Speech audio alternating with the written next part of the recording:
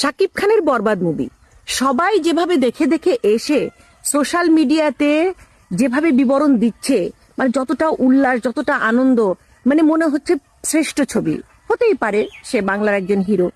এখন আমার কথা হচ্ছে যে এই যে সবাই আমাকে এসে বলতেছে, আপু আপনি শাকিব খানের মুভিটা দেখেছেন, বরবাদ মুভি দেখেছেন? তো আমি যখন বলছি যে না আমি তো মুভি ভাবে দেখি না, এখনো দেখি নাই, বা আমি তো দেখার এমন কোনো ইচ্ছা আমার নাই, সবাই আমার দিকে যেভাবে তাকাচ্ছে তাতে তো আমার মনে হচ্ছে যে আমি কোনো বড় আইনত অপরাধ করে ফেলে দিয়েছি।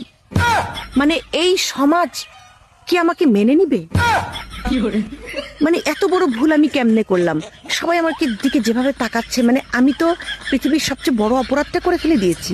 শাকিব খানের বরবাদ মুভি আমি দেখি নাই, তো এখন আমার কি করা উচিত বন্ধুরা? চাই আজকে না বরবাদ মুভিটা দেখেই ফেলি, কি বলো? তোমরা কি দেখেছো? কি এমন আছে এই মুভিতে, মানে আমার দেখতেই হবে?